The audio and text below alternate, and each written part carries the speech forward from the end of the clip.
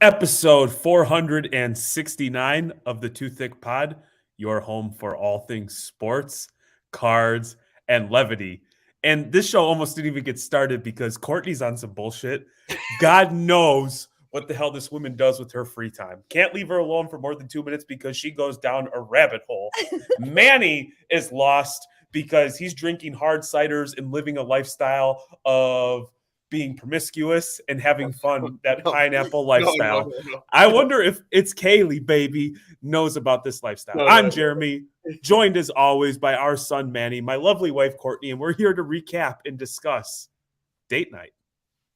Date night on Friday. You guys head to Chicago, back to your home city. Not just for date night. You guys went for, I guess it's your type of date night. You guys went to a card show. Let's go, the Chicago Sports Spectacular. So we're here to review it. I know I don't really want to hear Jeremy talk, so I want to hear Courtney what her views are on the card show. So Courtney, how'd it go? So I have to say that I like all the time, and we got this specifically a lot at the show, is people are just like, oh, it's amazing that you guys do this together. It's so wonderful. I wish my wife would get into cards. I wish my wife would do this. It's so cool. Like, I can't. How many people said that to us this weekend, babe? Too many. So too many. All of them. So many. Everyone. So this was a date night for us. We have 4 kids. We have been kind of ships passing in the night. If you've been following any of our social medias lately, it's like Jeremy's in one state, I'm in another state, then I get home and he leaves, and he gets home and I leave. And we literally, I don't think this year have spent more than 2 nights in a row together, in the same house, just because of all of between his job and all the card stuff that we've been doing. So this, we planned this out. We have one day to go to the Sports Card Spectacular in Chicago, and we were going to do the damn thing. And let me tell you, we did the damn thing. You guys told me what you guys did, and I was impressed. So, but I want you guys to. I got to stay at home. I was watching March Madness. I didn't do really cards this weekend, so you guys are taking the ship for this episode, because I watched Michigan State just make it to this final Sweet 16, and they beat the number 2 seed. So I'm in heaven. I missed out on some auctions, by the way. And before we get started on the 90, those 90s auctions that I was telling you about, I put my bids in and lost both of them, and then completely forgot to look at them again when they ended. You're a mess. I know. It was during the Michigan State game. I couldn't. I almost had a heart attack. So. So as someone who lived in Chicago my whole life, and we just never got really into college ball. So it's never been I never my whole life doesn't stop when there's a college game on. It never has. So yeah. That's because Chicago has Bulls. Well, we have several shitty teams that we all pay attention to, but none of them are ever any good. Yeah. And then you probably realize that when you're in Michigan, it's Michigan State, yeah. And we hate each other, so. And then Ohio, you toss a little dab of Ohio on there. Hey, I don't mind Ohio. I don't mind Ohio. I like them when they're playing Michigan. So. So let me. I cannot wait. So I need to preface. He's dancing. I know, man. I have so much. He looks like. Because typically I'm I just got done changing a baby's damn diaper or some sort of fatherly duty. And then Courtney's yeah, Burbank this, Dallas that, Atlanta this. So I have something to contribute. So I am gung-ho. And let me tell you, my ego is at all-time high, because as we were walking, some guy was like, hey, you're the 2Thicc pod. And I had no clue who he was. He had never even seen me before, Manny. He knew of us because he had heard the show. That shit. He recognized your voice. He recognized my voice. So shout out to that guy for just being amazing at recognizing voices. Jeremy has he's got kind of a distinct voice, I would say. Yeah, he does. It's loud and obnoxious and stupid. So I totally get it. So of course I default to my apologies. I'm sorry that you have to listen to me and Manny. We're terrible. And thank you. Exactly. That's why we sprinkle in Courtney once a week, because we want to make sure the audience is like, yeah, I'm done with Jeremy and Manny. So we bring in Courtney to keep you guys listening. All right. So I want to preface this. Our experience is going to be a little bit different than anybody else's because we had one day together. We had to leave by, essentially 10 a.m. local time on Saturday to get home for the daddy-daughter dance with Kaya Bear, which was the highlight of the weekend outside of, being little spoon to Courtney after she made love to me and then big spooned me. You know what I mean? I mean, I am the alpha in this relationship. Yeah. So Did you suck your thumb too while you slept? And pass gas. And pass. No, but we went out there and the intent was like the show opened up at 1:30 for VIP. It went till 8:30 and then there was a trade night from 9 to midnight. So we stayed at the Embassy Suites, which is not technically connected to the Donald E. Stevens Convention Center, but it is connected. You go outside, take like 10 steps, go up, and then there's a walkway. So we got there at 1:30. We entered and we went booth by booth. And as the show closed, we had saw every single booth. We went to every table. Every single table. We didn't miss one. How many tables? A lot. Like a guess. Like I think there was 300 and something. Oh, wow. Is what I was told. That's a lot. You guys put in work. Every single one. And the cool thing is obviously like I'm in game mode, right? Where I'm like, me and Courtney are like tagging tables. Like we'd give each other a look. Okay, this is where we want to stay. This table sucks. Let's keep it moving.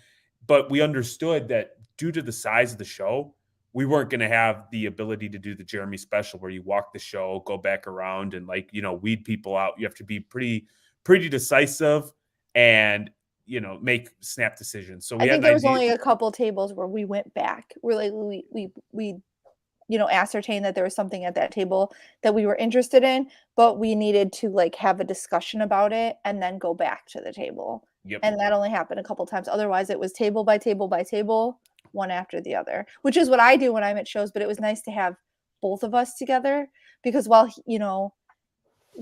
it's just easier with two people. I don't know how, like anyone, like big props to people who do it by themselves because it is nicer to have two people. So one thing that I wasn't prepared for was the amount of people who knew of us, know us, and or when they learned that we were both collectors, they wanted to stop and chat. And obviously, the relationship and interfacing with people is considerably more important than just buying and selling cards. And it's always also flattering that somebody even wants to talk to me, let alone all the other stuff. So that was cool. But that at the end of the day, that took time. And I could feel myself like, okay, dude, I get it. We're 10 minutes. We have to keep it moving. I seriously, I was torn. I want to sit and chat with you, but there's 58 more tables. And but that's why it works out there. Because I would stay and talk just a little bit longer and he would move on to the next table. Yeah. 100%. And so the thought was we were going there to load up on football. We were attacking Justin Fields, Trevor Lawrence, and then obviously looking for some other stuff. Easy Detroit plays, like, those easy arbitrage opportunities we always talk about. And then, some like maybe if there's some good basketball deals or some like PC stuff, Patrick Williams, Zach LaVine, which you saw. And, one thing that we did that was a little bit different this show is we weren't necessarily bargain hunting on everything.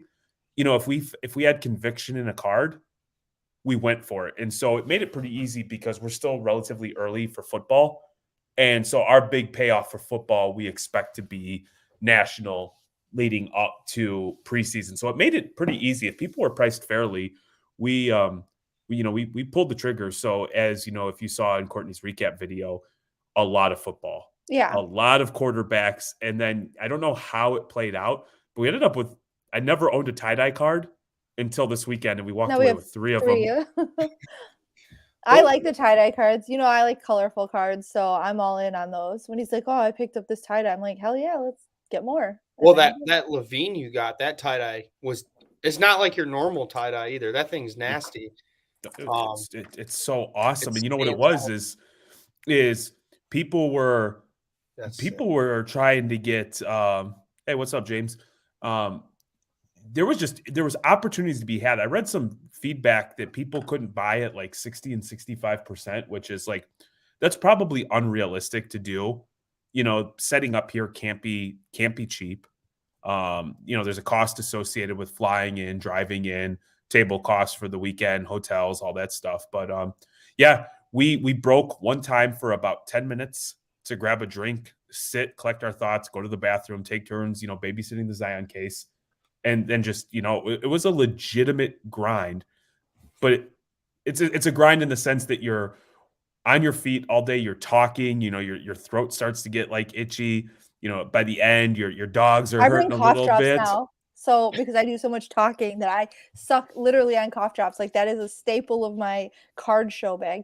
I just wanted to take a second to you posted about James Lumen thanked us. He was actually the winner. He won a 1-year subscription to Basketball Card Fanatic magazine. So shout out to him for entering and congratulations on winning. So Congrats, James.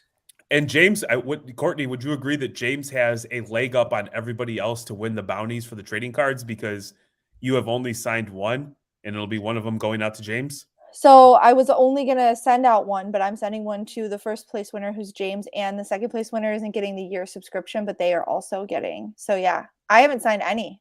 So if there's the bounty going out, I haven't. Maybe I won't sign any except for these two. So these two guys are the only ones who can actually win it. I'm like, sorry. Now nobody can win it because I'm not signing them. Get that money, James. Get that money. She lied, James. I got an autograph too. No. You're so full of it, Manny. I would never sign anything for you. I've never autographed anything. I actually took you out of the win. If you watched the live, I was like, I took Manny out and Adam out because I'm like, Adam doesn't need a year subscription to his own magazine. And Manny's like associated with us. And I felt like that would seem super sketch if you won. I didn't want to win. Yeah. So I would say, for this show, football was absolute king. Football was on fire. Fire. The fire. The one thing that I heard was like vendors complaining to other vendors about like a vendor coming over and cleaning out the table. And so any table that you would walk up to, people were, are you selling? Are you selling? Are you selling? So our experience for that day, and we talked with like legitimately every single table, people were dying to buy. Absolutely dying to buy. How many people asked us to see our case and we're like, oh no, we're not selling. Yeah. I'm like, I'm trying to buy, man. And he's like, so it's kind of cool. Like, and I'll let Courtney get into some more of the details, but there was 2 cards that caught our eye while we were walking the show. One was a Joe Burrow rookie card, contenders out of 10, BGS 9.5, and a Vinny Gold International Inc. 1010. So we saw both of those at the show, but we did not get them. We saw them at the show. We made absolutely no plans to meet after the show. We just saw them, and those were the 2 cards outside of a Jokic. We did find a Jokic that like we went back a second time, and we were trying to figure out, does this make sense? Can we work towards something? That ultimately, in the last like 15 minutes of trade night, we secured both those cards. Not the Jokic, because I actually did some research on that and decided that it wasn't for us. Yes. And I would say, shout out to Christina's PC. Yeah, she helped me. Her and Haj have the Jokic, they have a side PC or a main PC, I guess, when those cards are that big. It would be a main PC for us, maybe side for them. But, we were looking at the cards, we were there's a lot of data, right? You're looking at all Ludex, Card Ladder, eBay, trying to make sense. And it was a numbered out of 5 on Card Auto. And like, does this make sense for us? Ultimately, I think the price point, if we would have bought it, was good. It just, after some further research and chatting with some people that, that we've got relationships with. It's so nice to have like a relationship with people where you can reach out. Like I'll reach out across the board to like several people that I know. And, after talking to, a group of people, all of them came back with like really close to what I was thinking on the price of the card, which was like several $100s less than what they were asking, which there's no comp. So you can ask whatever you want. Like, it's not like this guy was trying to like hose anyone. It was just, where do you set this price? And we all kind of agreed that it was like at one price point, and he was up here, and it's his card. The last card sold for like $50 like 5 years ago of this card. So who are we to determine like specifically what it is? And maybe he will get that price for it. Maybe he won't. It just wasn't where I was comfortable. And we wouldn't, again, if you buy it for cash at a show, now there's no comp for that. So when I turn around and try to sell it, I am going to have the same issue that this guy's having trying to sell it with, no base. Yep. I'm experiencing that now with the one-on-one Neymar. So I get it. And I'm glad that you guys have people too, like you said, because you could definitely kind of get screwed buying low number that you think is a really good price point, but it turns out like the collectors, like say for example, Christina PC, and then they have like you're getting a 1 of 5. They have 2 out of the 5 and they don't want any more. Well, that's your collector base there too. So the price point's just going to go because who else is going to want to collect it, right? You have to find that certain person. And Hail Mary, side note before we get into it. Yeah, I'm happy that Cowboys talking football, got Brandon Cooks. I don't know if you guys saw that because Courtney wanted to give me crap and say Cowboys aren't doing anything. And we got a wide receiver and we're getting, signing cornerbacks. I mean, we're looking good now. So Brandon Cooks is so great. This is like the 6th team he's been on in like 7 Oh, years. That's how awesome he is. I don't want to hear it. Also, what's up, Erica? I love you. Did you guys end up like looking at this is kind of a play that we kind of talked about. We didn't talk about, but what you told me about buying that Chicago coming back here, David Montgomery. Were people trying to sell them David Montgomery cards there because of Detroit? Because but we'll be able to sell them in Detroit, I'm sure. We have big, who's going to benefit from all this is our son, because he PC'd David Montgomery, and the moment he gets ungrounded, I'm actually curious to see if he continues the PC or if he takes advantage of the fact that mom and dad set up. If mom and dad set up in Detroit, he can flip those. But we did take advantage. If you'll see, I actually bought some more DeAndre Swift today. We looked at a ton of St. Brown, and then obviously scooped up, some Jared Goff, who in Detroit is apparently the greatest quarterback that's ever played. So I wanted to sort of talk about.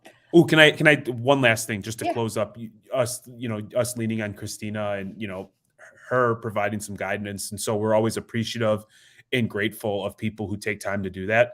We don't ever just lazily send a message and ask somebody to do our work. Like, we exhaust all of our options and try to be as specific as possible because we want to be respectful and mindful of other people's times. And quite frankly, if somebody were to approach me, that's kind of what I like. And if it's somebody that is a novice or truly, means well, I have no problem helping. But we all deal with people who are just kind of like lazy and don't want to do the work themselves.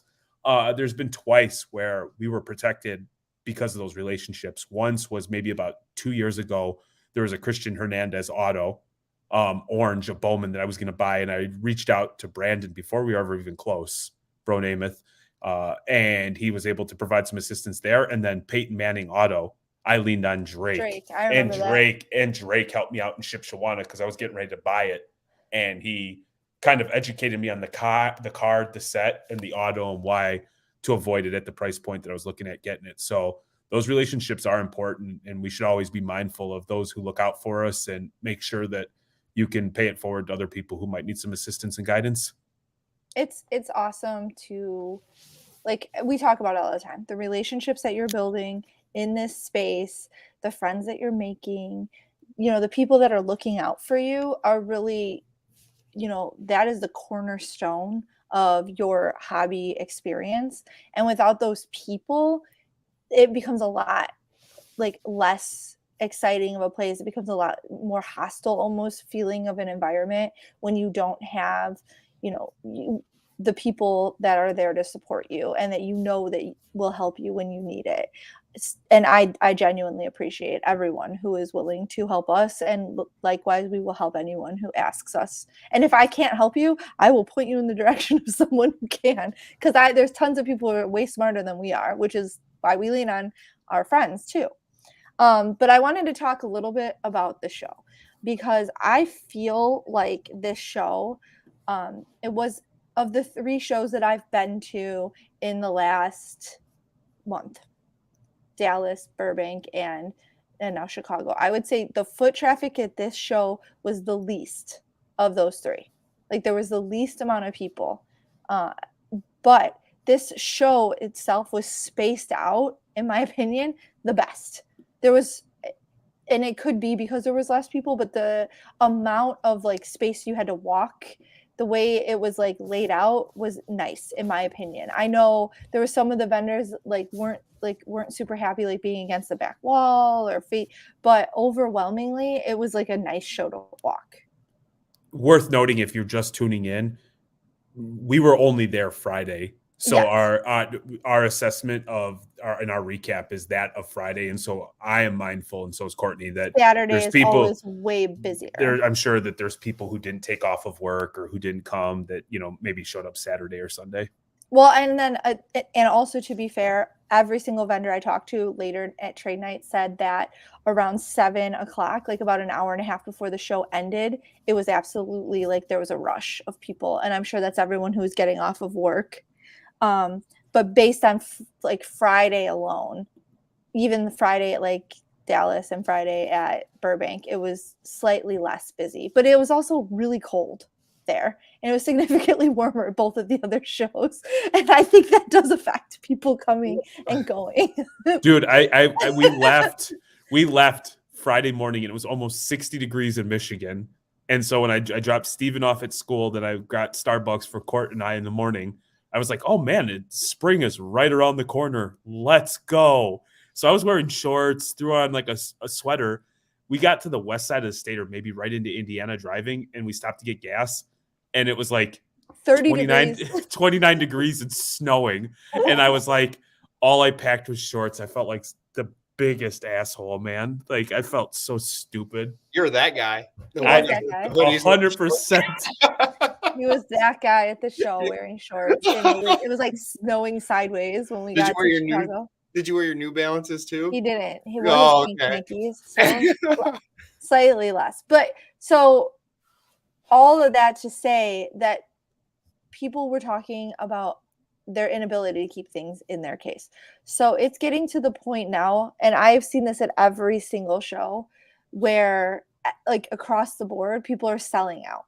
They're selling, cards are flying. There is no like, there isn't, you don't really get to negotiate anymore. It's like, this is the price. You may be able to, you know, have a little bit of a plus or minus. I think when you're willing to trade, that's where the negotiations are starting to come in. But as far as cash and buying, people can say what their price is, and ultimately they're likely to get it as long as their prices are reasonable. If you're within comps, you're going to sell those cards. It isn't even, in my opinion, it's not even a question, because I will walk past someone and see a card I like, and if I don't buy it then and I come back, it's sold. What I would just off of that, Manny, I negotiated flawlessly at the show to the point where I said, for instance, you're at 250. I'm going to offer you 200. You're going to counter at 225. Can we just close the deal? I had the whole conversation in like 30 seconds like that, and people were just like, all right, cool, let's do it. Yeah, because that's the thing is if you have a card price at 250, you're sort of expecting to come in around 225-ish. I would imagine. That's how I operate. Some people, maybe they're firm at 250, but a lot of people know that you're going to negotiate. So if you're coming up and you're like going to give them the price that they're expecting, they're not going to like balk at that, and it's going to sell. And had you not bought that and like, you know, gone and had the foresight to just go buy that card, it would have sold. Mm-hmm. And that's the point that I'm trying to make is it is a seller and a buyer's market. I don't know how you can be both at the same time, but it is. If you're selling, you're selling. If you want to buy, there's stuff to buy. So, and people are moving it. And I know I want to get while you're talking about it, because we kind of said it, but I know some people, this card show was where the National is going to take place. Is that correct? Yes. Okay. And I know you said the name of it, Jeremy, so I was just trying to put two and two together. Do you think it looked like it was less traffic because how big it is? Because it's not set up like the National, is it? They don't have the whole there was another convention going on at the same time in the same convention center, so they don't have the entire space. I think the National takes up way more space inside of the convention center than what this show takes up. I just never Because, been to this show, so when I think of it, I'm thinking of like, this is just so much bigger than any of the other shows that you have gone. Like it's the they could have like 4 conventions going on at the same time in this convention center. It's very big. It's very, very, very big. Yeah. So I mean, we stayed till 8:30 when they were closed, and when we left to trade night, if you were to ask us like, was the day a success, we would have said it is an overwhelming, smashing success of a day before trade night. Before trade night, and I was very happy. I saw some incredible cards. We saw a showcase that guy maybe had 10 cards in it, and it was well over $5-6 million in just the 10 cards. The cheapest card I think was like his cheapest card was like maybe a $50,000 to $60,000 like exquisite LeBron card. And then plenty of like, yeah, that was like that was the bad card, and that's why we took the picture, because like, oh, it's probably the only card we could ever make a run at in this showcase. It was pretty spectacular to see. There was people grinding through dollar boxes. There was a lot of people that I had met when I went to PSA that had flown in for the show. So I mean, there was high, mid, low end. Anybody that we dealt with was really easy to deal with. Like, you find out real quick just by conversating, looking at a few cards, just asking them a couple questions. And so I felt like we were really targeted and we were really efficient and effective with our time. But when we left the show, mind you, other than stopping for 10 minutes to grab a water and share a pretzel, there hadn't been any food all day. There was one Starbucks break on the way from the show at 8:30, walking through the convention center, taking the tunnel across the street or the bridge. We stopped at a Starbucks. And shout out to that venue for having a Starbucks. I will say, inside, I will say this is a very real criticism that people need to be mindful of for national. The ATMs capped you at $200 and $300 per machine. So like when I was going to get more, because I found one deal where the guy was just like, he probably would have done it Venmo or PayPal, but he preferred cash. So I'm like, no problem, I'll go get it. So I was like 2 machines simultaneously, 200 here, 300 here, 200 here, 300 here. So those $4 and $5 charges really got to me. So bring cash or go to a bank before you go to the Stevenson Convention Center, because their ATMs are in fact a giant ripoff.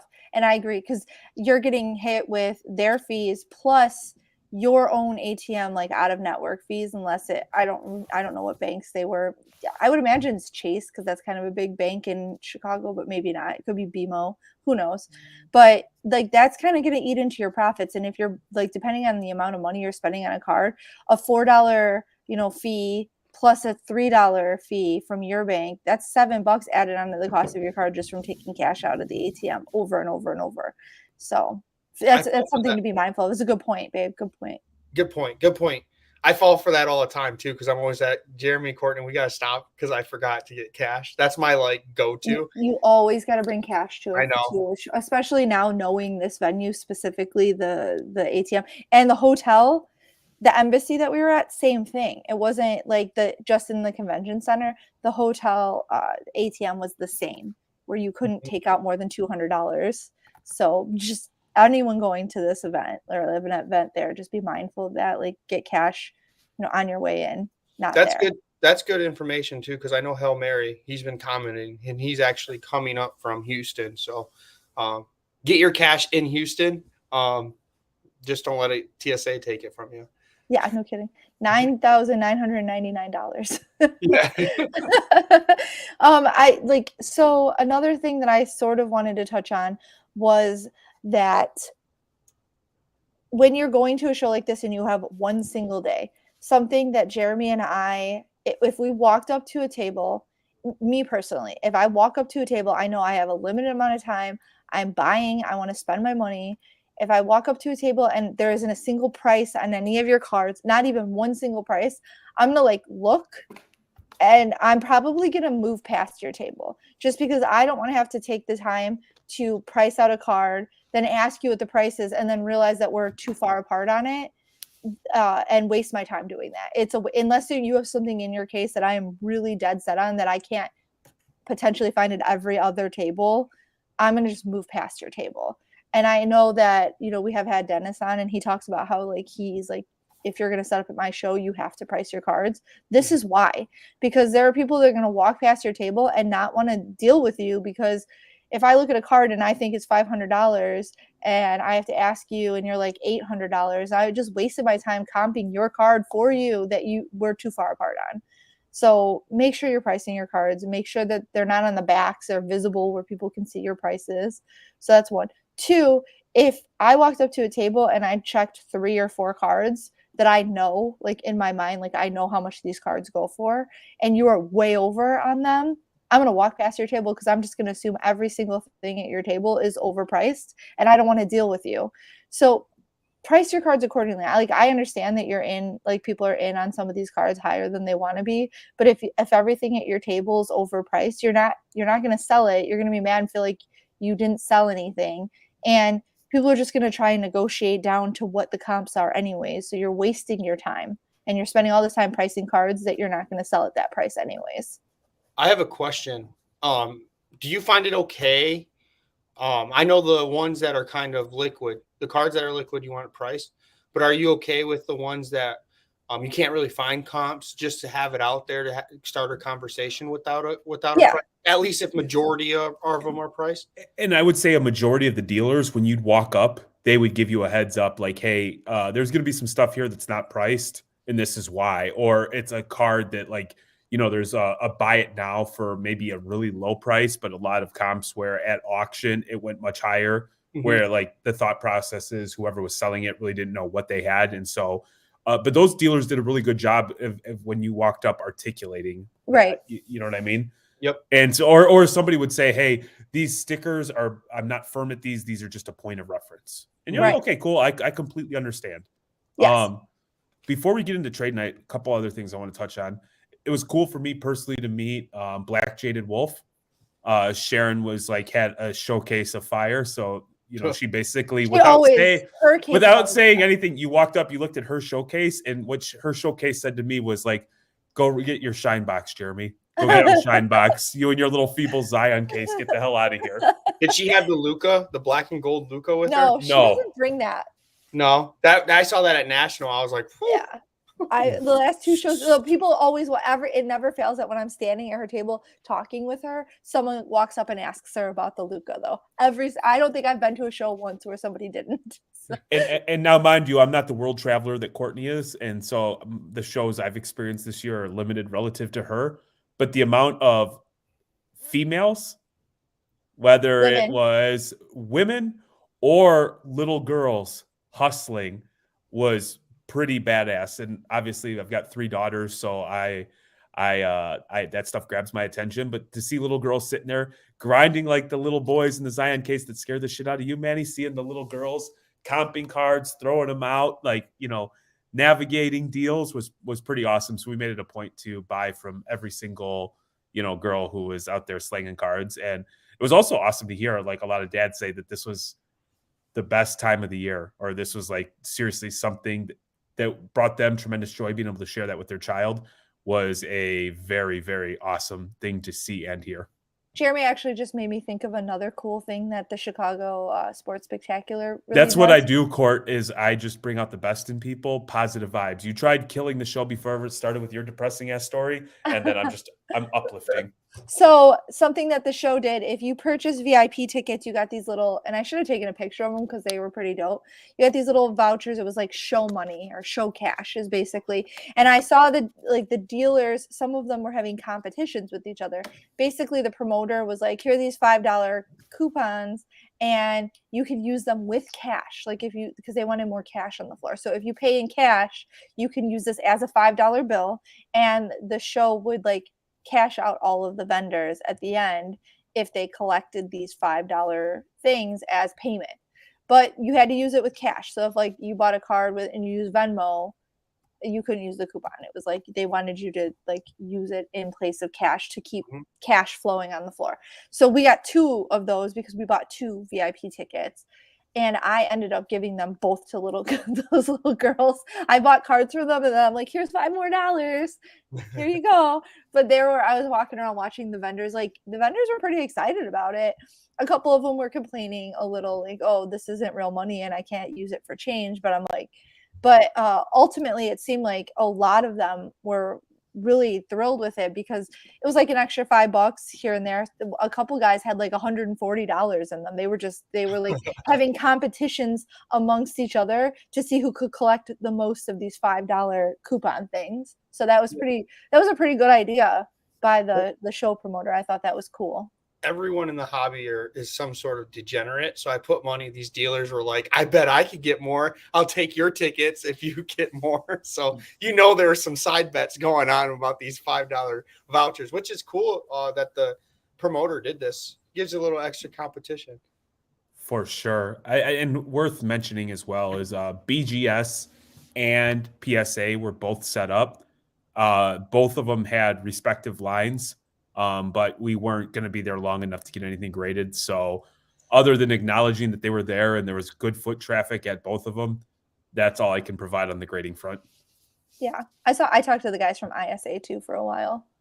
They were I wish I would have sent like some of the cards because you could probably do on-site grading, right? And get them back. Yeah, but we wouldn't have been able to get them because it was like if you drop them off, you could pick them up Sunday. Or did they do same day walkthrough? I think there was same day, but it was astronomical. So there was one card, and I'm not going to say it's the one that got away because really the goal would have been to buy it and grade it right away. Was just a beautiful Spectra. I think it was a neon green scope out of 49 Jason Tatum on card auto. Oh, it was just glorious, but I was going to want to get it and grade it right away. And since that wasn't an option, we decided to use our money or hang on to it. And thank God we did because trade night was wild. Yes. So the one thing about trade night with the coupons, you got a little voucher that said it was like an invitation to trade night. And they were saying that you needed these invitations to get into trade night. But when we got there, nobody asked for the invitation and everybody was going in with or without them. So I felt a little bit like if it was like a ticket, then that was cool. It made it, I wonder how many people got that because I would have thought that you needed it and without it you couldn't get in. And so if I didn't have one, I would have thought that I couldn't go and I might not have gone to trade night because of that. Just it was like a little confusing, but we got in, nobody asked us for our tickets, so that was neither here nor there. It was just a little, in my opinion, just like slightly confusing. Where was trade night? Where was it? It was at the Embassy Suites, and so there was a breaker, and I think 6 something. Chicago 6. They sponsored it, so they rented out the room, and so we were able to get in. We were able to post up. We took a back corner table, so I'm like weird that I want everything in front of me. I want to be able to see everything. So if you picture this large, massive room, we were in the back corner, a nice round table. We were seated next to Tyler from TNT and one of his employees, Matt, and JoJo. Michigan people, all the Michigan people. Just so naturally. So you felt good because you have an extra set of eyes watching your cards. And we laid out our stuff. And one thing that we've talked about, Manny, that we've found to have great success is we've also started buying some cards that we don't necessarily aren't things that we'd want to keep. It's just stuff that we know that like the kids like, So like for a while, me and Courtney were like, what person doesn't like Kobe Bryant refractors and mid-90s inserts? And then we had a bunch of them. And unless you found that certain audience, your cards just kind of sat. So we made it a point to have some stuff. Not just that we like, because we like those cards. Yes. But that doesn't mean that everybody likes those cards. The amount of people hanging out at our table, waiting to get stuff was absolutely phenomenal. And it was like one of those things while it's going on, you recognize like, okay, we did something right. Me and Courtney have known each other for so long, we can communicate without talking. And it was just like, the change in strategy has definitely yielded these results. And so again, this is where we had advantage because we can both do deals at the same time. We can talk to people, and as things are starting to come together, like the kids, we're always looking out for the kids.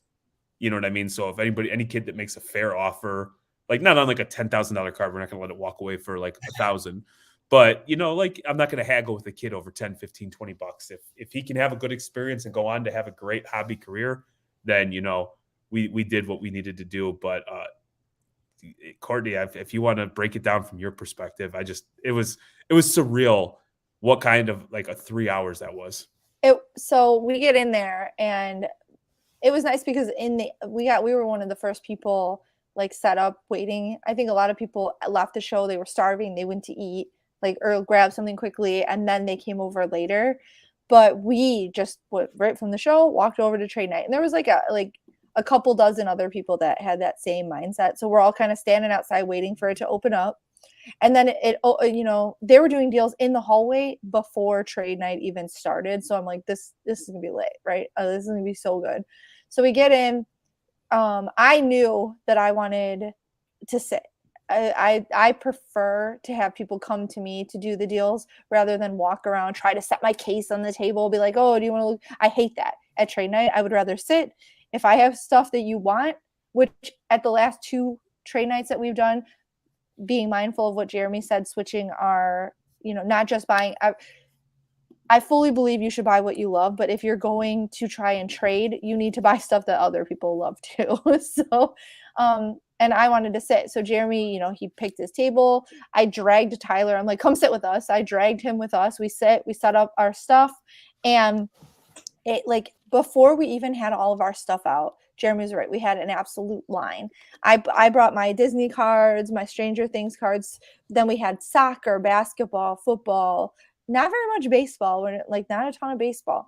And we just, a little though, we set it all out, and then we just waited, and people would walk in the room, they'd come up, they would see what we had, they would go back, get their stuff, and come back and want to trade. And it was comfortable, it was well spaced out. And 2 of the cards, the 2 cards that we wanted at the show that we both had eyes on, came back to our table that night. And I could not have been happier with the way that it turned out. I let go of a card I said I wasn't going to let go of, but it worked out in a way that I couldn't be more happy with what happened. And I picked up a huge card that I've been trying to get for months. So again, I'm going to let Jeremy kind of talk about that part of it, because it was sort of a battle between us, but in a fun way. So, and not to make it sound super analytical, but I'm like, I think about things maybe differently than most, and I understand, and it's fun for me. So I want to be clear about that. There's always like an analysis about the way that we're operating and how can we do better, having a plan. Well, we're fortunate enough to understand where the repack guys are, and we understand their criteria for buying. So in addition to walking the show, I had a game plan of cards that I had tremendous upside on, or I know that I can buy them for $10 over here, sell them for $20. So one thing we had gotten was I bought a couple of Joe Burrows, a white sparkle and a white prism PSA 10. And I knew that I was like, when I saw TNT, because of their repack program, I was going to sell to them. So I was able to like take a bunch of cards. I bought it off Twitter for $600. I got like 900 out of it, because based off of comp. So it was like buying from here, getting here, a quick $300. So we did a few deals like that. A lot of people actually bought from us. I didn't trade a whole heck of a lot, but I had, if you were to take like 2 sides, and one side was cards that like you either have had for a long time, or you just had so much upside in it that you could do whatever. And then I had like another side. So it was like crazy, because that other side, people were coming up on, and if they were even remotely close, deal. And it makes it easy, because, you bought this stuff 6 months ago when the stuff was down. And so like when you continue to stockpile that cash, the next thing I look up, and there's a guy holding our Jordan and the Luka. So he's got the Luka PSA 10 and the Jordan BGS 9.5. And he's like, okay, the Luka, how much cash would you give me on top of the Luka to get to the Burrow? And so I'm like, he's like, what's the most you'll pay? So obviously I always respond with like, what's the least you'll take? We do that whole shtick. But he's like, I appreciate it, because he was talking out loud of like what his thought process is and like what he wants to get out of the deal.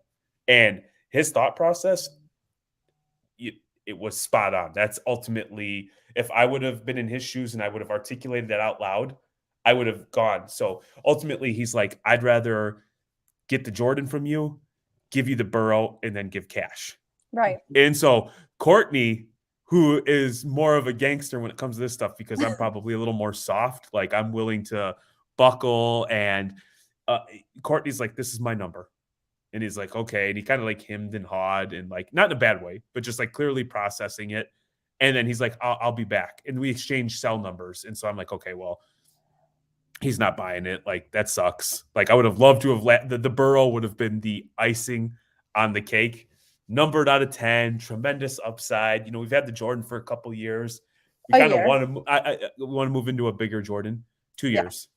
No, we got it at the National last year. Yeah. No, we didn't. We were in Atlantic City. We got it the year before in Chicago. Are you sure we didn't get it last year at the Atlantic City? Because Manny was with us and he wasn't with us in Chicago. You're wrong. I'm right. Was it Atlantic City? Yes. Whatever. Doesn't matter. Cutting that out. I didn't want to say anything. Tweet that.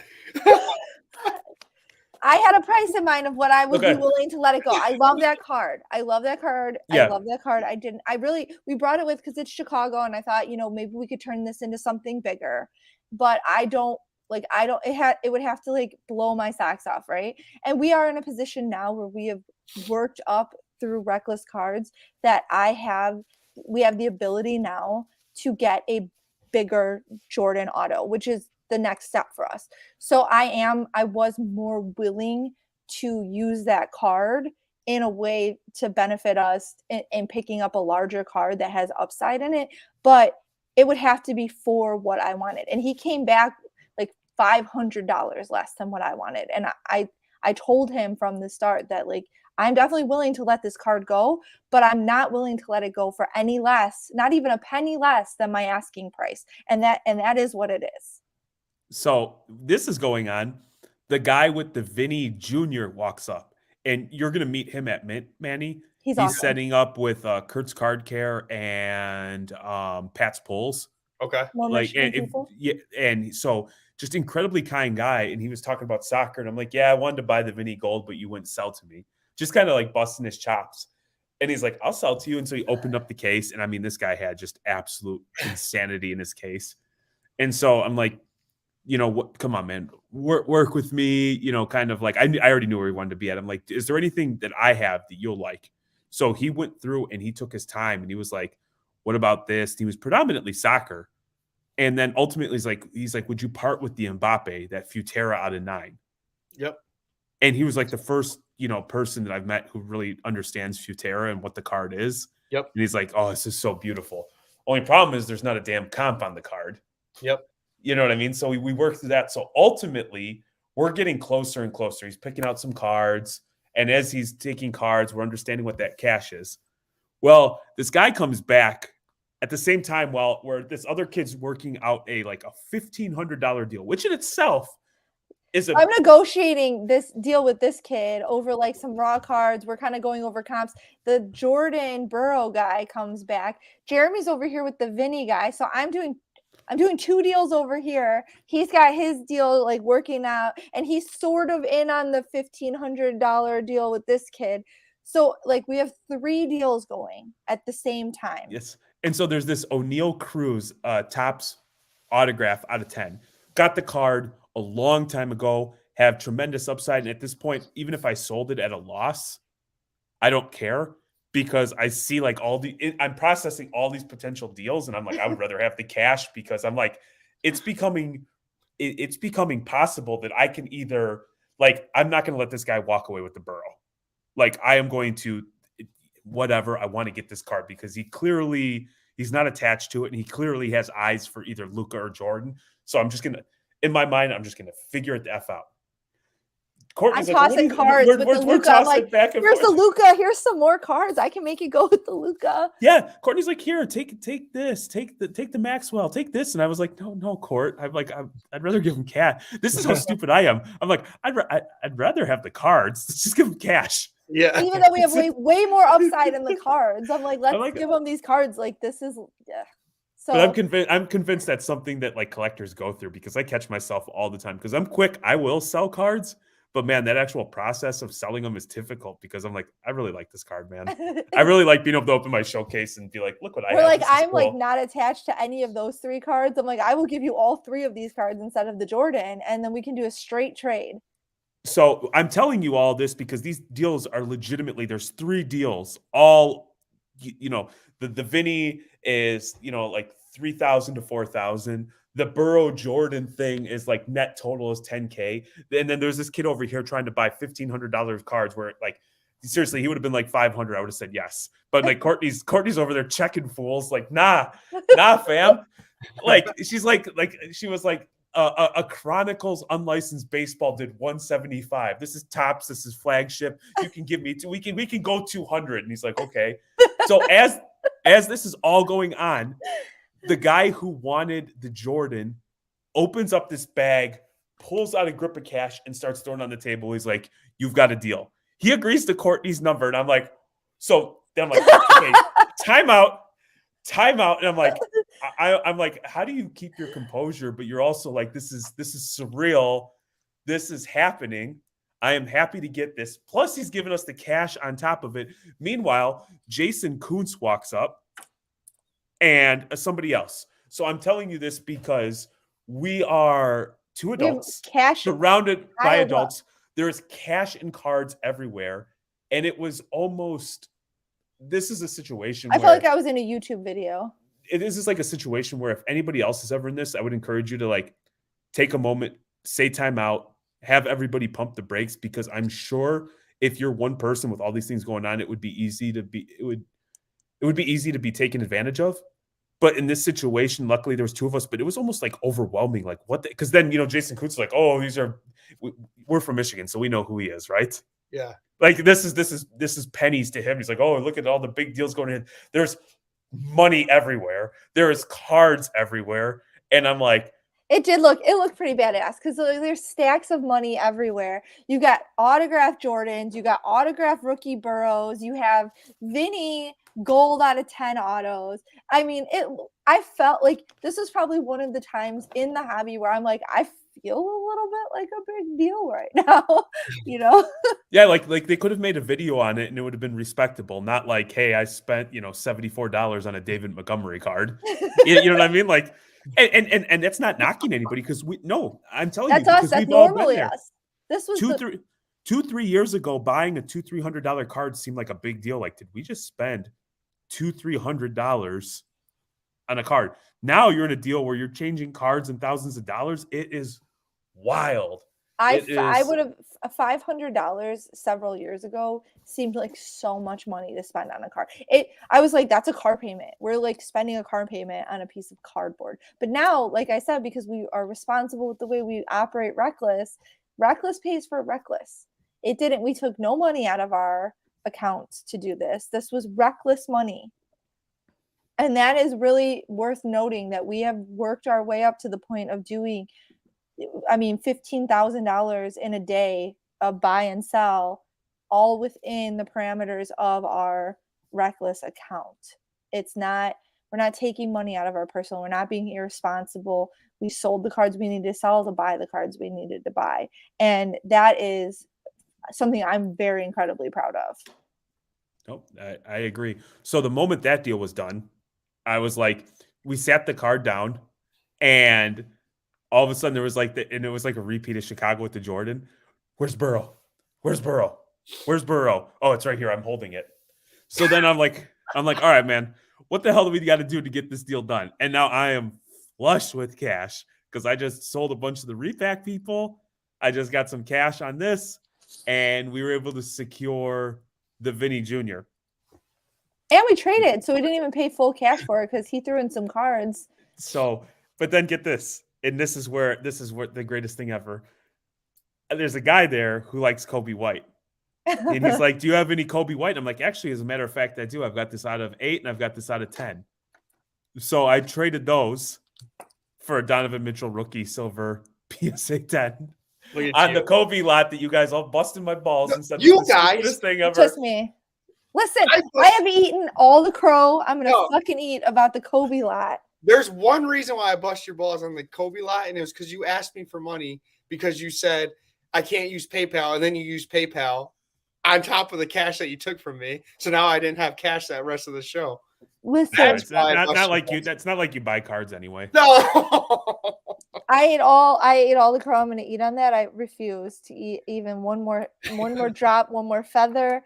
I Yeah. was wrong about the Kobe lie. It worked out very well in our favor. I'm I not have mad. a question. I have a question because you guys were talking about trade night and how successful it went. When I was at Shipshawana, I was on the opposite. I was walking the show and I got my Holland rookie. I wouldn't have got that deal done if I was sitting down with my Yeah. cards out. So how do you guys feel about, because you said you guys sat at this show, but you probably missed opportunities to go out and walk. But it's good to have two people like you, because Courtney, you could have walked the show, right? Jeremy, because Jeremy likes to do his thing and sit down with his cards. Courtney's good at like going out and talking and getting deals done. So you guys are like a yin and yang. But how about for the people that are like, for me, like if I went to a card show with you guys? So 1,000%, it's preference. I watch these kids run. Like if there are kids who like if like guys like TNT are set up, there is a group of children like little like the alligator, and then you have like the little bird that sits on the alligator and flies off and comes back and flies off and comes back. That's what these children are, and they are like little runners, and they run out and they run around and they do deals, and then they come back and then they sell whatever they bought to the big alligator, and that is awesome. Me personally, I like to have a spot where I'm sitting and I have my cards out in front of me and people can come to me. Sorry, my computer just spazzed out. So that is my preference.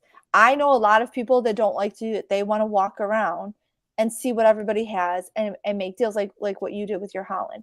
Mm-hmm. For us, there's been lots of shows where Jeremy will walk and I'll sit.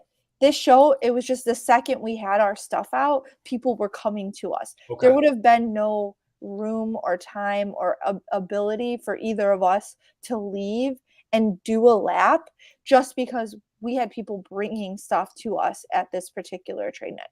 That's not to say that there aren't shows where I'll sit and Jeremy will do a lap, or Jeremy will sit and I'll do a lap and identify some people that have some stuff that we might be interested in. Mm-hmm. But this particular instance, we didn't even get all of our cards out before we had people like lining up wanting to do trades with us. And, you can miss a deal right in front of you because you're wandering off looking for something better. Yeah. So in this case, this worked out really well for us. But in other cases, it might not. That guy who walked over, who was walking and got that Jordan auto that he wanted really bad, had he been sitting at a table, he wouldn't have gotten that because he wouldn't have come over to our table. Yeah, and I'd like at the deal, like when we're at shows together where Jeremy and you are set up, and we're all set up, right? I like to go out. I guess my preference is putting headphones in. I did the best when I did that and was walking the show. But if I saw something that you guys would like, because I kind of gauge what you guys are looking after too, I come back and let you guys know. I just figured that process that we've been doing is pretty good. Like at trade night, there was a guy that had Joe Burrow, Luka autos, and I told Jeremy, remember I was trying to pull him aside. I was like, hey, come look at this table. Come look at this table. There's stuff that you would like. So I don't know. It's kind of you kind of need more than one person if you fully want to see you got to be a big dog with the little children that run off and do your bidding for you. We're not at that level yet, but we're getting close. You guys are the big dogs, and I'm the chihuahua going out and getting this stuff we're trying to find for you guys. I think, it's worth stating too, is we were only going to be there a day for one day. And from a cash perspective, we spent, I don't want to say every penny, but we spent a lot of our money in that. So for me, walking and having to open up my case and try to make a deal just didn't seem like a thing to do. Now, if I was just like looking to buy, I don't want to be stuck at a table. I want to be able to get out and move around. So that's also, and if we weren't there for one day, there's a good chance that we might have skipped trade night and gone to the Bulls game, because even driving in, I was like, well, there's a Bulls game. I kind of want to do that, but I'm only there for one day for card related stuff. And so the fact that everything worked out, like obviously there's probably a little bit of luck and good fortune that goes in that, but I don't think there's any right or wrong answer. I just think that, that just so happened to be a show where things worked out for us. It was, and here's the other thing. We walked the entire show and talked to every single dealer. The two guys that came over to us knew what we wanted and knew that we had looked at those cards in their showcase. So when they came, if I have a burrow, out of 10 that I'm looking to move, and I had someone come to my table, talk to me about it for a while, say, I'll be at trade night, I need to think about it, that's someone that I'm going to go circle back with at trade night. So when you put those feelers out and you have some, irons in the fire with people, they're going to come back to you if they think that there's a chance, which there was obviously, that you can get a deal done. We had other stuff that we wanted to get accomplished at the show. So we weren't necessarily able to do every deal at the show. But when people know that you're a serious buyer and you're seriously interested in something, that's where like later at trade night, you can still get those things done. And that's part of like spending your day walking the show and making those connections and having those conversations, because just because it didn't get finished at the show doesn't mean it's not going to get finished at trade night, which is exactly what happened for both of those big cards that we wanted. No, I think Courtney said it good. And so, we left trade night at a little after midnight, went back up to the hotel, and this is where I felt like we were like teenagers again, because then we put all of our cards away, giddy with excitement. Like I just wanted to go down and like open up the showcase, open up the Zion and lay them all down. We went and found a Taco Bell and had Taco Bell at like 1:30 in the morning in Rosemont, just putting not quite the cap of a beautiful date night, it was still a dessert later, but it was still like, I just felt like I was a teenager again.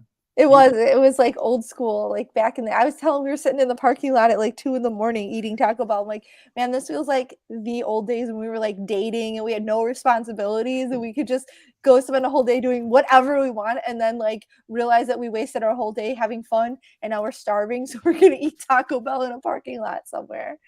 And that was it was awesome. I'm impressed that Jeremy ate Taco Bell because he turned into a big diva. You say it was back in the day.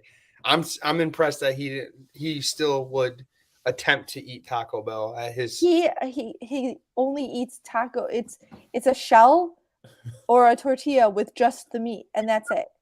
There's nothing else in it. It's literally just taco meat and a tortilla or a hard shell. That's all he eats. I don't know why you. What did you think it was anything different, Manny? What would you think that he would eat? We go to McDonald's or Burger King. The man gets literally like a Whopper with bacon and bread, and that's it. Like a patty, bacon, and bread. No cheese, no sauce, no tomatoes, nothing. Just meat and bun. He did that at Arby's. That's how he eats. I feel like this has become such a thing with everyone constantly talking about how weird Jeremy eats. He just eats weird. It is just. It doesn't. It's not. He's. You know what it is I've determined, because if he eats something that tastes like something, he can pick out individual seasonings like better than anyone I know. I actually think that the problem with Jeremy is that his palate is so defined that he tastes stuff too much and it's overwhelming to him and he doesn't like it. I've come to, after all the years that I've known him, that is what I think. I think that he actually has a more sophisticated palate than almost anybody else I know. He can taste like, you could, if I put a new seasoning in something, even like a sprinkle of it, he knows. He's like, what did you do different with this? And I'm like, fucking nothing. I like extra shake of salt. I don't know. And so I do. I think that, and I think people like get freaked out by the way he eats just because you have a baby pathetic palate and he just tastes more than you. No. Do not defend this guy. Do not defend his palate now. You were on my side. Do not. Oh, I think he eats disgusting and I wouldn't eat like that. He has the baby palate. He does. I think his palate, I think his palate is like, he tastes, he's got a more sensitive palate than other people. And he just doesn't like the way things taste, but he can taste things that I don't think other people can. So you're saying he's superhuman, is what you're saying. Well, I mean, I think that maybe his tongue. He doesn't.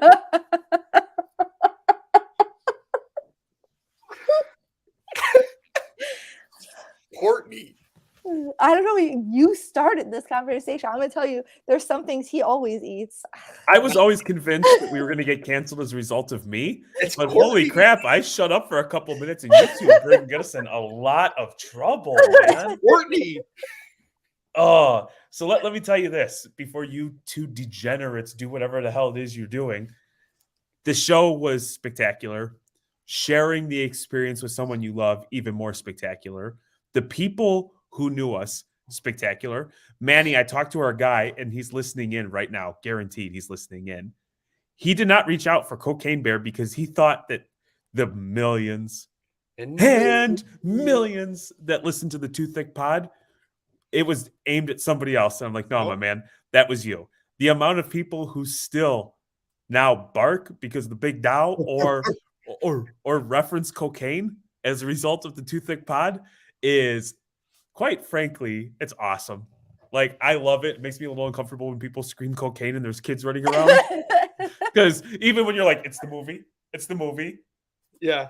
Inevitably, there's some parent that are like, I hate them. I hope they die. Jeremy had, do you know how many people come up to ask us about Cocaine Bear? And Jeremy has now promised anyone who has seen Cocaine Bear and hates it that he, and talks to us in person about it, that he will refund them the cost of their ticket. I'm like, please stop doing that, because there are a lot of people that will not like Cocaine Bear. So somebody was like asking Courtney, like, so is it really a good movie? And Courtney's like, it's a great movie. Time out. Asterisk. If you like these things, if you like these things, and you like these things, then it'll be an awesome movie. If you like B-rated horror movies that are like gross and like overly like gory, and if you think that's funny, if you're expecting it to be funny and like a ha like normal funny thing, it's not for you. Yeah. If you like stupid movies like Sharknado and like Zombievers and like shit like that, it's on par with that. Better. It's better than that. But if you don't like that kind of stuff, you're not going to like Cocaine Bear. Another asterisk, I'm going to see the real Cocaine Bear in person in Kentucky myself. I'm going to drive down there. I'm going to take a picture with this Cocaine Bear. I'm very excited about this. This is a plan that I have. She is 100% truthful. And that now this is the last thing I think I want to say until you guys say something that sparks something else. But a lot of people would ask, where's Manny? And so, like, as a shtick, I'd be like, oh, Manny's a bum. He's lazy. And so I said it to one person, and I shit you not, this person went, oh, that sucks. Manny was doing so well, too. Like, you thought you gave up on cards. Just gave up on life. I did, because I was just like, oh, he's a bum. He doesn't like to put in any work. Then he likes to get on and complain and cry a river about how he can't get anything done. But this person just went like, aw. Well, that sucks. He was doing so well. And then I'm like, oh shit, they're taking this very literal. No, Manny's doing well. And then I covered for you and came up with an excuse like you were being a good dad or something like that. I am a good dad, first of all. Second, you could have said we left the children at home. It was the parents' time to play or something like that. It was, you know how many people too, I'm going to tell you this. Like, I think Jeremy, like, we're bearing the lead a little in that. This is our date night. Like, this is romantic to me. Do you know how many? I don't know how many people have the joy of sharing a hobby and a pastime with someone that they are also like best friends and in love with.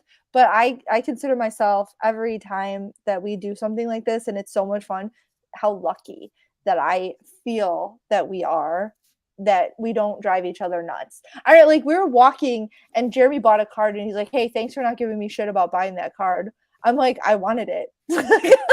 I'm not going to give you shit about buying a card. Like, what? And he's like, I know, but I spent a lot today. And I'm like, well, so did I. And you bought stuff that's like valuable. I'm buying, like, I literally am buying bullshit. Like, digging, like, that, because I like bullshit. Like, I'm like, this is bullshit, but I want it. I'm like, I'll call Jeremy, like, hey, because he had the cash. I'm like, hey, I need $40 because I just bought like 82 of these cards that are worth nothing, but I want them. So And we did, Manny, and like being mindful about the way Reckless has to operate, we came across a Patrick Williams 1 of 1. Oh, And when I saw them, like, that's twice now. I saw the Patrick Williams gold at Burbank and this one, and just being disciplined and staying within the rules that we set forth. Courtney's like, I'm paraphrasing. I'm going to make it sound more extreme than what it is, but the gist of it was Courtney told the dealer, I own all the Patrick Williams 1 of 1. This is what the price needs to be. I'm not paying a penny more. And the guy thought he was like bullshitting. And she's like, and then he called her out. And then she's like, I've got the logo, man. I've got this. Oh, and then if you want to talk golds, and he's like, oh, you're not playing. She's like, yeah. yeah. And so I think if we would have hung out for 2 more minutes, we would have gotten it for the price. But like I said, we were trying to move and shake and knock things out. As much as I would like to have every single Patrick Williams 1 of 1, at some point you have to kind of draw the line. And I did. I started out, he's like, well, what? I'm like, I have like all of the Patrick Williams 1 of 1. I have like 7 or 8 of them now. And he's like, you don't have this one. I'm like, I don't. He's like, how do you know you don't have do you have a better one than this one? I'm like, well, I have the gold vinyl. I'm like, I have the laundry tag 1 of 1. I'm like, oh, and I have the flawless logo man rookie 1 of 1. And he's like, oh, I know him though. We're buddies. So he was just giving me shit. Like, I'm friend. Like, he's like a super good guy. I'm like, good friend. We went out to dinner and stuff at Dallas. So we're pals. So he was just giving me shit. So yeah, man, that was overall. I would give the Chicago Spectacular a solid 9 out of 10. I look forward to the next time that show comes up. I will go for the weekend. I like that you did that 9 out of 10. I think rating the shows out of 10, I would give it an 8 out of 10. Well, that's because you travel the world and you've seen so much. And Jeremy and I have been locked in our Midwest region. So Courtney, let me ask you this: what docks it from being like damn near a perfect show? Like I can reference like the layout was a smidge clunky, but I did like the spacing. But some of them where they had it like, think of like it would go like this and then in, those little sections sucked. Giving the breakers cowbells to give everybody damn headaches is a bad idea. And I legitimately felt bad for the dealers there. It had to be next to that. But like it was spaced out. It was cool. There was a Starbucks. There was food readily available. I would have liked there to be a little more seating for people to, like, if you and I wanted to break off and go cut a deal or pull our cards out. I think that is a problem at every single card show.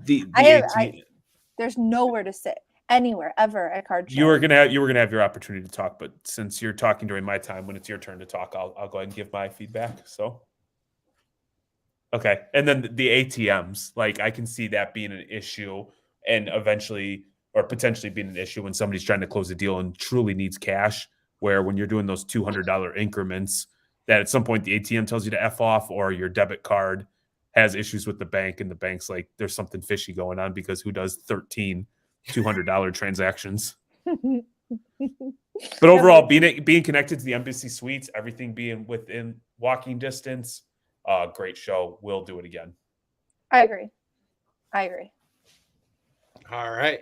Courtney, you got something? No, Jeremy was on point. I just I think, like, for me, I don't think there's a show that's a 10 out of 10 that I've been to. And I think a 9 out of 10 would be like Dallas. So I'm at 8 out of 10 for Chicago, but I would also give Burbank 8 out of 10. So we've got Lansing coming up. All 3 of us will be in Lansing this upcoming Saturday. The following week, we're all going to be in Vegas for the Mint. Upcoming this week, we've got Hobby Night School dropping. We've got 2Thicc Pod. We've got our interview with Jason from DCI. I'm excited for that thing to come out. And then me and Manny got some flavor that'll be coming out this week. So we are also going live with Rolling Up with FD tomorrow. So if you're listening and want to tune in there, we will be the guest. Oh, that's live. Yeah, I forgot that's live. Yeah, so we'll be live tomorrow. You guys are doing that. We have we just dropped a Veriswap episode for Reckless. Dangerous Games. We just dropped the Oscar Pistorius, and we have our first guest episode will be dropping this week with Break and Wax. And we have what's dropping this week for Denny's Cards and Sports Card Stallion will be on, and that's what we'll be dropping for Hobby Night School this Wednesday. So a lot of episodes, a lot of content for you guys to check out, a lot of interesting stuff, different variety of topics this week too. So that's fun. Yeah, so make sure you smash the subscribe button. Follow us on all socials. Tell everybody. Let's continue to grow this thing, man, because I like going out and hearing cocaine yelled at me from random people. That's pretty awesome until the moment that it's not awesome, then it'll suck, and then I'll probably not exist in social media world. But until then, let's enjoy the ride. And with that, I hope you guys enjoyed your hobby release tonight. On your face. I mean, I like Dangerous Games, like stay safe, make good choices. Yeah. Enjoy your hobby release. We'll talk soon. Peace, everyone.